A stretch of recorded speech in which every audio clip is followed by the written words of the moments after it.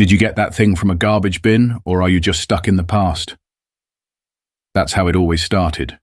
A snide remark, a ripple of laughter, and then the silence that followed. At Westdale High, blending in was survival, but Miles Parker didn't. Not because he didn't want to, but because every Friday he wore that jacket.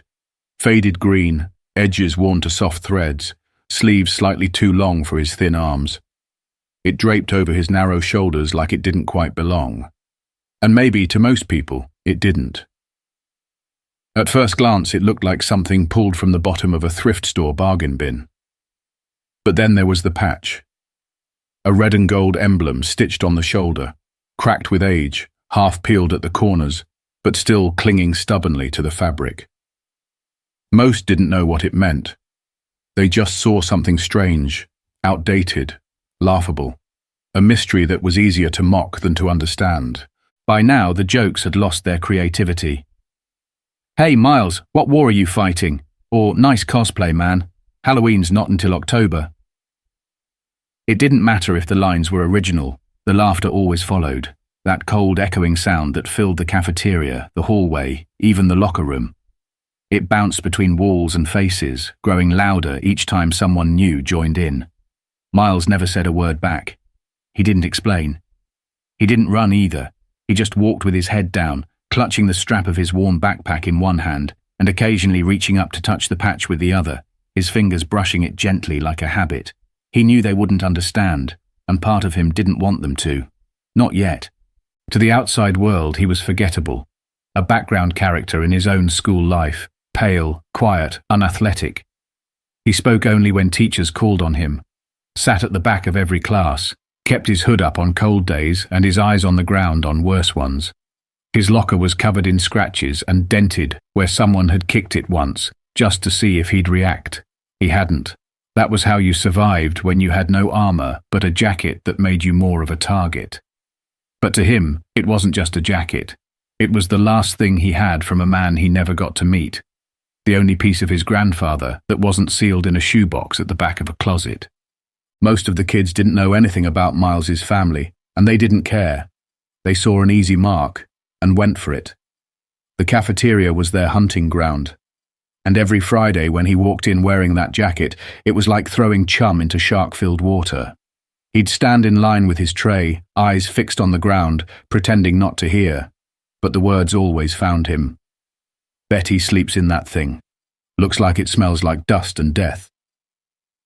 And still, he said nothing. Not because he was weak, but because there was power in silence. Miles had learned that the hard way. You don't survive without learning how to let words bounce off like rain. He never flinched, never replied, and that's what unsettled them most. But what no one knew, not the kids, not the teachers, not even his closest acquaintance, was that the jacket had a story, a history written in blood, sweat, and memory, something real, something earned, something that had weight. It hadn't been bought, it hadn't been found, it had been passed down. It carried the name R. Parker above the chest, almost faded away now, and that strange patch, barely hanging on, was a relic of something greater than anyone in that lunchroom could imagine. They laughed at what they didn't understand. They saw a costume. Miles carried a legacy, one stitched into every thread, worn proudly, no matter how much it cost him. So when he sat alone at the far corner of the cafeteria that Friday, just like every other Friday, he didn't eat right away. He just sat there, fingers resting lightly on the patch, eyes glazed over like he was somewhere else. Somewhere distant, somewhere hot, loud and dangerous. He didn't have full details, just the fragments his mother had told him, the medals in the dusty box, the yellowed letters with creases like scars. But he knew, and that was enough to keep wearing it, no matter what they said. Because deep down, he was waiting for the day someone would see the jacket, not as a joke, but as a flag. The morning of the Veterans Day assembly started like any other. Grey skies, tired students dragging their feet through the school's front doors, and teachers herding them along like sheep toward the gym. It was one of those events no one really looked forward to. Mandatory, scheduled, routine. A yearly formality dressed up in folding chairs and miniature flags taped to the walls. Students shuffled in half awake, earbuds dangling, phone screens glowing. Some were whispering about lunch, others about weekend plans, but no one was talking about the veterans. No one cared, not really. It was just another hour of school time traded for speeches and a patriotic song or two. Everyone knew how it would go. The principal would give her usual stiff welcome, the choir would sing, and a handful of older men in dated uniforms would be wheeled out to say a few words, while half the student body fought to stay awake. Miles sat alone as usual near the back. He hadn't wanted to be there either, but skipping wasn't worth the trouble. His jacket was zipped up, the patch just barely visible beneath the fold. He thought maybe, just maybe, the solemnity of the day would earn him a break from the usual whispering and snickering. But even then, someone 2 rows in front of him turned and chuckled, nudging a friend before mouthing, "Still wearing that thing?" Miles ignored it. He always did. He'd already retreated into himself, letting the noise around him become a blur. It was easier that way, safer. The gym lights buzzed above, the bleachers creaked under shifting bodies, and the choir took their place awkwardly in front of the stage. The air felt heavy with boredom. Just another assembly, just another Friday. But this time, something was different. It started with a delay, a long one. The principal stepped up to the microphone, scanning the crowd with her forced smile, before giving a weak little laugh. "We're just waiting on one more guest," she said, tapping her note cards with a slight twitch of anxiety. Some students groaned audibly. More time to kill, more sitting still. Miles looked down at his shoes. He didn't think much of it. Maybe someone's grandparent got lost on the way in. But then the double doors at the far end of the gym opened. Not loudly, not dramatically, just purposefully. And everything changed. She didn't walk. She moved, with a kind of energy that made the air shift, like gravity had shifted towards her. General Elena Griggs. Nobody knew her name yet. No one had announced her. But the second she entered the gym, conversation stopped mid-sentence. Heads turned. It wasn't just the uniform, though it was crisp and formidable, the rows of ribbons and stars on her chest gleaming beneath the fluorescent lights. It was her presence. She was tall, broad-shouldered, and elegant in a way that didn't beg for attention, but commanded it. Her chin was high, her gait unflinching. Even the teachers who usually tried to maintain control seemed momentarily disarmed. She didn't wave. She didn't smile for the crowd. Her eyes, sharp and unreadable, scanned the sea of students in silence. She passed by the stage, past the principal's outstretched hand, didn't even shake it. Instead, she kept walking, one step at a time, her heels striking the gym floor with precise rhythm, and then she stopped. It wasn't random. Her gaze had fixed on something, or someone. At first, the crowd didn't realize who she was looking at. Heads turned, students whispered. Then a wave of awareness spread across the bleachers like a jolt of electricity. She was looking straight at Miles. He looked up, confused, stunned even. Her eyes didn't waver. They were locked onto him with the kind of intensity that made your lungs forget how to work. And then, without a word, she began walking toward him. Students leaned aside, unsure of what was happening. Teachers exchanged puzzled glances. Miles sat frozen. It felt like time had slowed, like the whole world had narrowed to just 2 people. The silent boy in the jacket and the 4-star general moving toward him like she was answering a call. She stopped right in front of him. "Where did you get that jacket?" Her voice wasn't loud. It didn't need to be. It was firm, measured, heavy with something unspoken. Miles swallowed. He stood slowly, his knees shaky, his heart thudding so loudly it almost drowned out the quiet around them. It was my grandfather's," he said. "Staff Sergeant Roger Parker. He served in Vietnam. He died before I was born." The general blinked once, slowly, and something in her face shifted. The steel in her expression didn't melt, but it changed, became more reverent. Her lips parted slightly and she took one step closer, eyes falling to the patch on his shoulder. Her hand hovered near it, as if touching it might stir up ghosts. "That patch," she said, almost to herself. "Recon Lightning." A beat passed. "I haven't seen one of those in decades."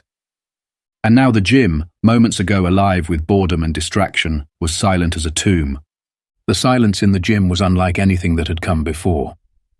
Not the quiet of disinterest or politeness, but the kind of stillness that stretches across a room when everyone knows, instinctively, that they're about to witness something they don't fully understand yet, something important.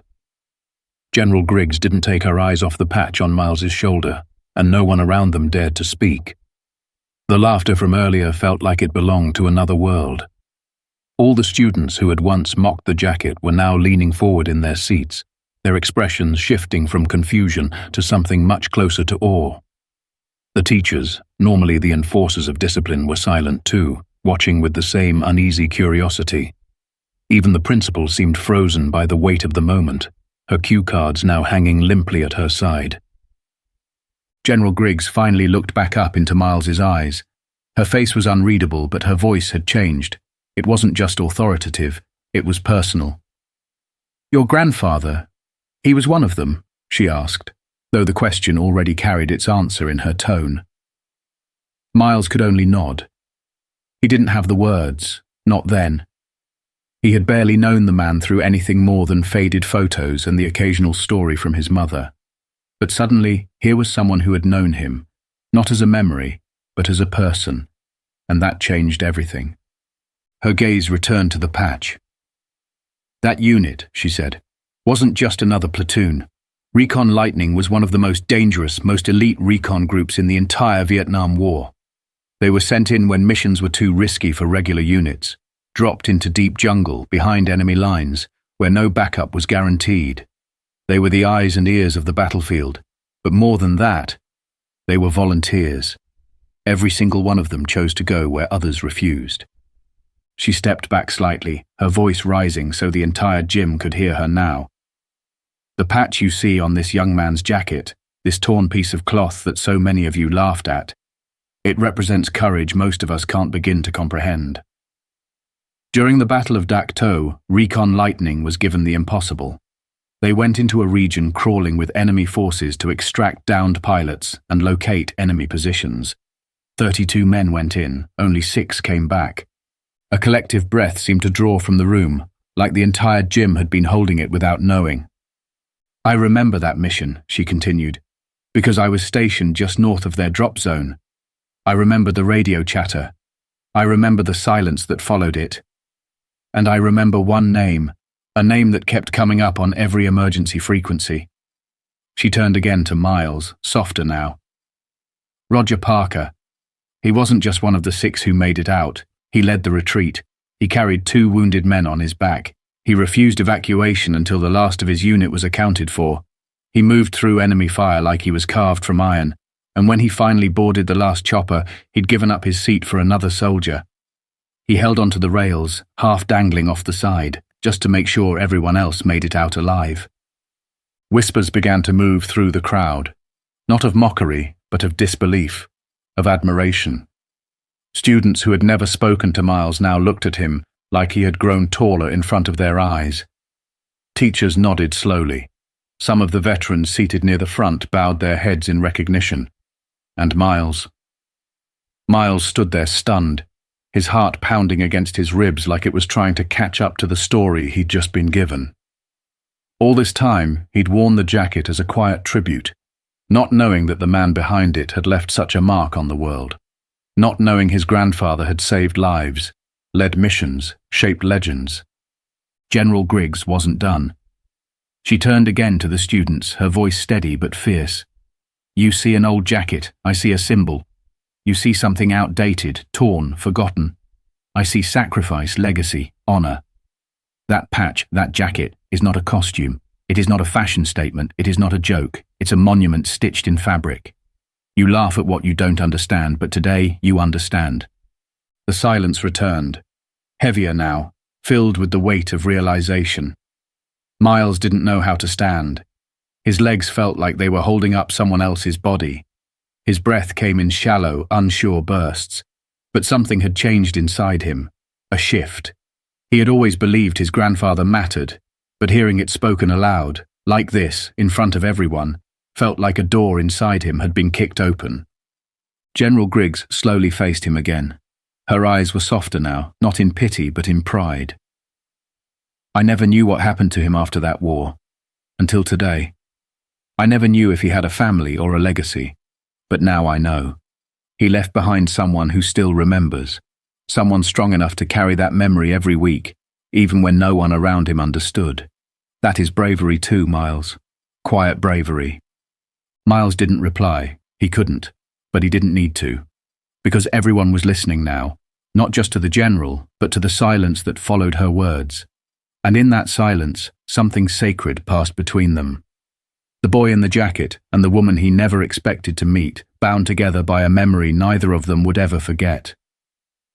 General Griggs stood there for a moment longer, her eyes steady on Miles, as if measuring something invisible.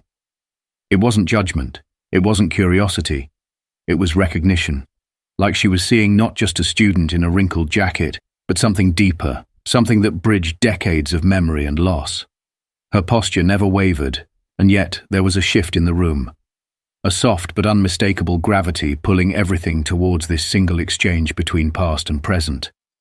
Students were still frozen in their seats, mouths slightly open, phones forgotten in pockets and laps. No one was scrolling, no one was whispering. For the first time in the entire assembly, they weren't waiting for it to end. They were hanging on to every word, every breath, like it was history unfolding right in front of them. She took another small step forward, now speaking low again, just for him. Your grandfather didn't just survive that war, Miles. He shaped it. He shaped people in it. I was a private then, new, unseasoned, more fear than training. I had no business being where I was. And on my third week in the field, our vehicle was ambushed. We hit a mine. The driver was gone instantly. I was thrown into the mud, pinned by a crushed axle. Smoke, screams, gunfire, chaos.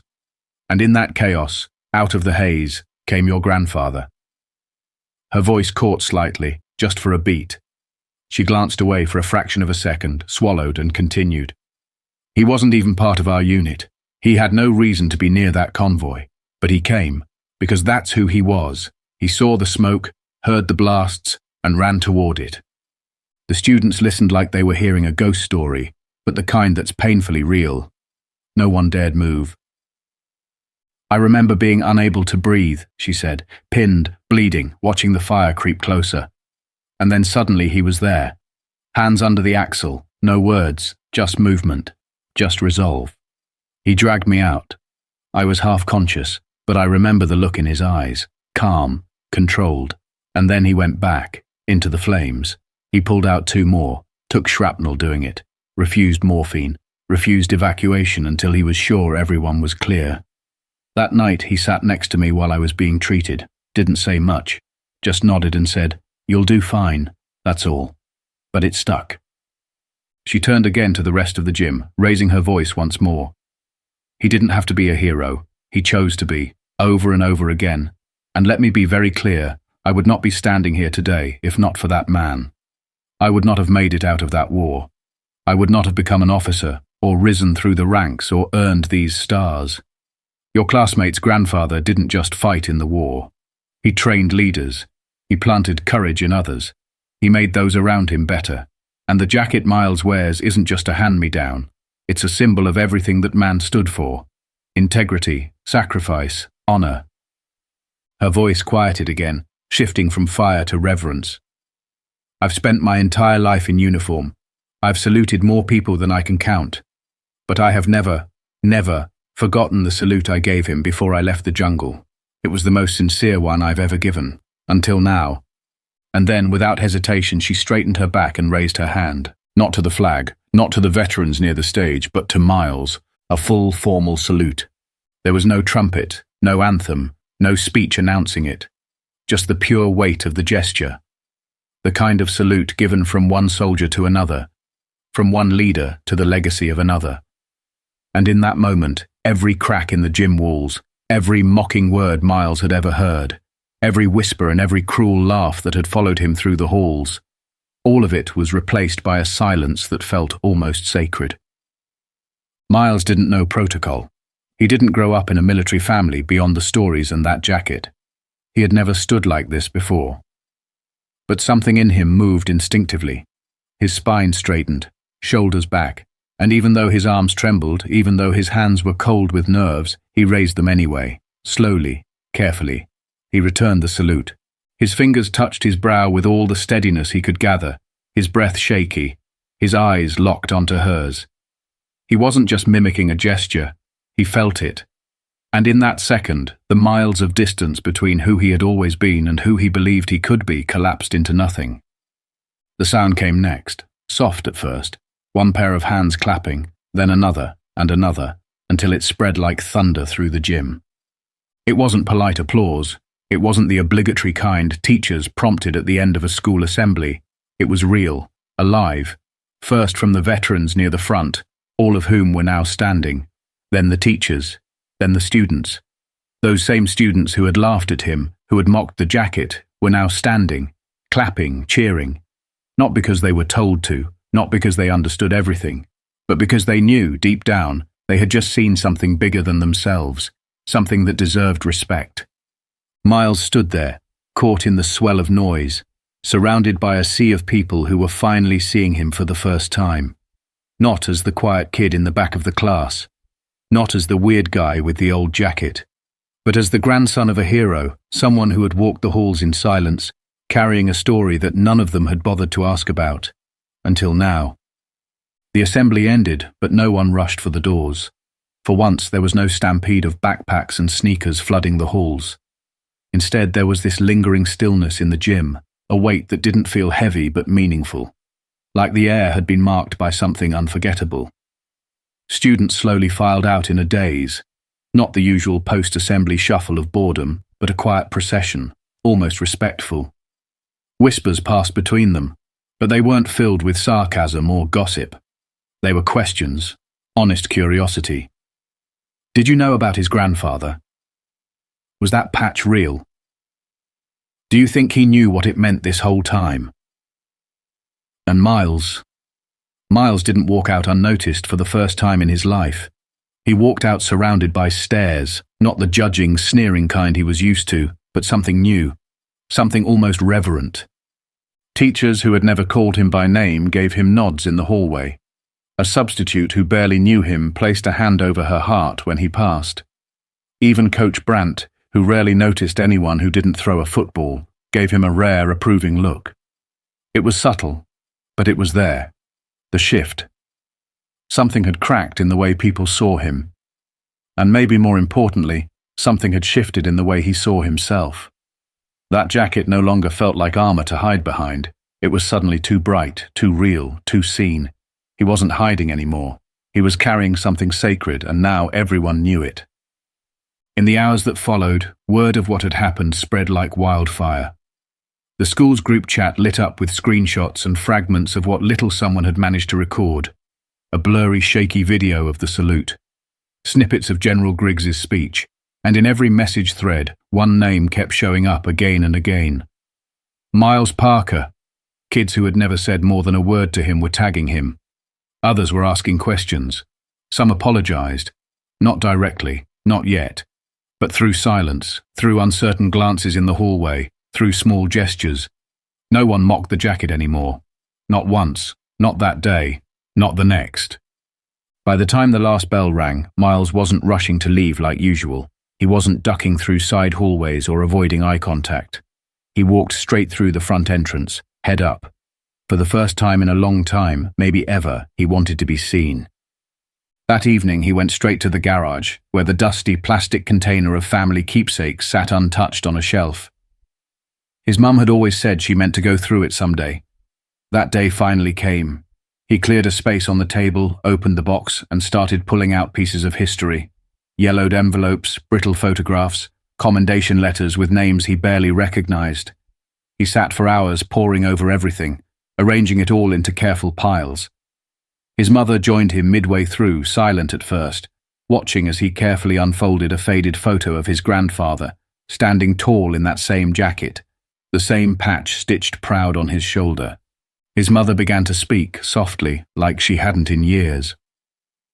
She told him about how his grandfather never talked about the war much, not because he didn't care, but because he felt it was never about him. He used to say, she recalled, the ones who need to know the story already carry it with them. She hadn't known the full details of the Recon Lightning mission. She hadn't known the names of the men he'd saved, But hearing what General Griggs had said gave her a kind of closure she hadn't realized she'd been waiting for. That night, Miles printed out one of the photos of his grandfather and taped it to the inside of his locker door. A quiet reminder, not just of what the man had done, but of who Miles had decided to become. He wasn't changing who he was stepping into it finally. The next Friday came, and Miles walked into school wearing the jacket again. But this time the walk was different. The jacket didn't hang like a weight, it moved with him. A few students stepped aside to let him pass in the hall. A senior he didn't know nodded to him respectfully. At his locker, someone had left a small, folded note. No name, just 4 words. He'd be proud. Respect. He didn't smile. Not because he didn't want to, but because he knew that what he was carrying deserved more than just a smile. It deserved stillness. It deserved grace. Lunch came, and he sat at his usual spot. Only it wasn't empty for long. One kid asked if he could sit beside him, then another. They didn't talk about the jacket. They didn't ask for stories. They just sat with him, like maybe they understood now that presence alone could say enough. Over the weeks that followed, more students started wearing old family military patches on their bags or jackets. Not to copy him, but to honor something in their own pasts. Something they hadn't known how to talk about before. It became something more than a jacket. It became a ripple. Quiet, but powerful. Miles never stopped wearing it. Not after the applause died down, not after the story faded from the group chats, because by then it wasn't about being seen. It was about remembering. It was about choosing, every single day, to carry a legacy with quiet pride. And so what looked old to the eyes of many was, in truth, stitched with honor. What seemed worn down was actually worn in, polished not by time, but by courage. The frayed edges weren't damage. They were evidence of a life lived with meaning, of bravery that echoed through generations. And every thread of that jacket whispered the same truth. Sometimes the strongest thing a person can wear is the story of someone they've never met but refuse to forget.